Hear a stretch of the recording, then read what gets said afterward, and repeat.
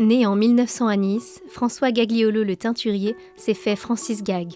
Comédien, mime, chanteur, auteur, metteur en scène, reporter, homme de radio, poète, conteur.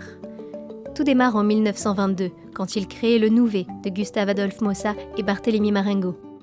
À partir de là, emporté par la passion du théâtre dialectal, il écrit en 1932 Lou Sartre et Matafieo, fondant officiellement en 1936 sa propre troupe, le Théâtre niçois de Francis Gag, qui offre au public des pièces dont certaines sont reconnues comme des chefs-d'œuvre de la littérature doc, et ainsi va la vida, Calena, La Pignata d'or, L'U vien dei padri, Les Deux Vieux. Durant la guerre de 40, il crée une troupe de théâtre aux armées qui se produit dans tous les forts des Alpes, donnant naissance à un personnage essentiel de sa vie, Tante Victorine, commère virulente qui égratigne de son franc-parler, empreint de bon sens et de finesse ses contemporains. Après-guerre, la réussite de cette femme du babazouk à la radio et sur la scène lui permet d'abandonner son métier pour se consacrer uniquement à ses rêves. Dans une activité débordante, Francis Gag trouve le temps de créer en 1956, à la demande de Jean Médecin, le groupe folklorique Nice Label, avec le même souci d'honorer les traditions. En 1960, il transpose à la scène Victorine et son buvachon de mari Titon. Les Deux Vieux voient ainsi le jour. C'est en 1962 qu'il met à profit sa notoriété amplifiée par Radio Nice puis Radio Monte-Carlo pour venir en aide aux personnes âgées démunies. Il fonde ainsi l'œuvre des Petites Vieilles qui deviendra Solidarité Francis Gag. Et inlassablement, Francis Gag joue avec son théâtre niçois, écrit encore, créant en 1964 La Marche à la crèche, pastorale à la niçoise, puis enfin en 1980, Seigné Blaye et Guillaumetta. À sa disparition en 1988, Pierre-Louis Gag relève le défi de prolonger l'œuvre entreprise.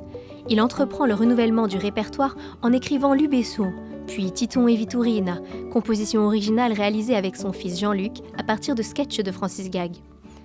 En 1999, le théâtre niçois crée L'Or d'un Masquina, comédie médiévale du poète Jean-Luc Sauvaigo. En 2001, Jean-Luc Gag perpétue la tradition familiale et écrit L'Oste et l'Idame, vaudeville niçois. Puis en 2003, Paste en famille, comédie de mœurs. Succession, comédie grinçante en 2005, et Santissimo Bambino, comédie historico-policière en 2006. La même année est présentée Una demanda e matrimoni, farce matrimoniale de Laurent Thérèse.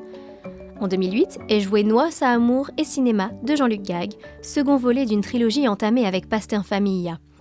Tampi io l'inglese li capisirem. Do you speak English? No. Aspetti utra. En 2010, 4 générations sont rassemblées autour d'un début de manuscrit de Francis Gag, inspiré de Goldoni. Jean-Luc écrit Rassas Tirassa, dans laquelle jouent Pierre-Louis et Marie, arrière-petite-fille du fondateur. La même année, à l'occasion du 150e anniversaire de l'annexion de Nice à la France, est créé Aïe, de Hervé Barelli. En 2011, Laurent Thérèse imagine Ciculata et Virtu. La trilogie s'achève en 2012 avec Gusta Sembila. Cette même année verra la création de L'Escaramuccia de Laurent Thérèse. En 2013, Hervé Barelli met en scène sa comédie archéologique Dum Vambe Aureli Bestia. En 2014, Jean-Luc Gag écrit pour des femmes uniquement. Elles seront nice and bella.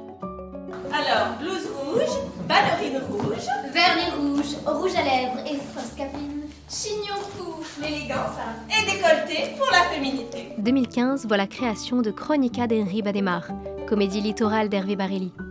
En 2016, à l'occasion des 80 ans du théâtre niçois, Tante Victorine est mise à l'honneur dans Victorine et Titon Mayaki.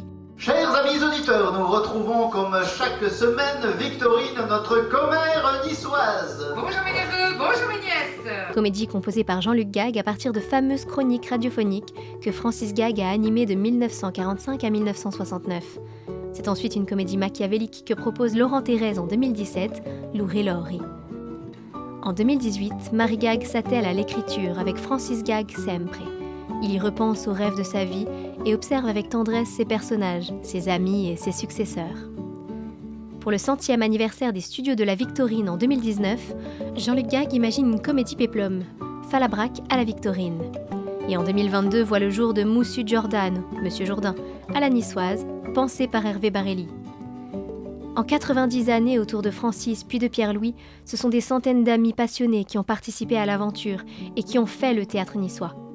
Aujourd'hui, 40 membres, amateurs, dévoués et bénévoles sont à l'œuvre avec le même enthousiasme au service de la tradition, de la langue et du théâtre populaire dans le respect de la ligne tracée par Francis Gag. Diversité des thèmes et des périodes abordées, vérité des personnages, affection pour ce peuple niçois, ses vertus et ses petites faiblesses, absence de vulgarité, rire et émotion. Aujourd'hui, le théâtre niçois de Francis Gag rassemble 3000 spectateurs par an autour d'une passion et de valeurs éternelles, avec un public rajeuni chaque année plus nombreux qui apprécie le bilinguisme niçois-français pour un accès à la langue facilité. Demain, il rassemblera encore, parce que la relève est assurée. En mai prochain sera ainsi proposée au public une comédie horlogère de Jean-Luc Gag, mettant en scène tous les comédiens de la troupe. Campaneria, histoire de cloche. Francis Gag, homme de bien et homme de foi, est décédé à Nice en 1988, la tête pleine de projets. Il a vécu dans le rêve en donnant vie à ses rêves, emmenant avec lui ceux qui se sont reconnus et se reconnaissent encore dans l'amour du comté de Nice et de ses hommes et femmes.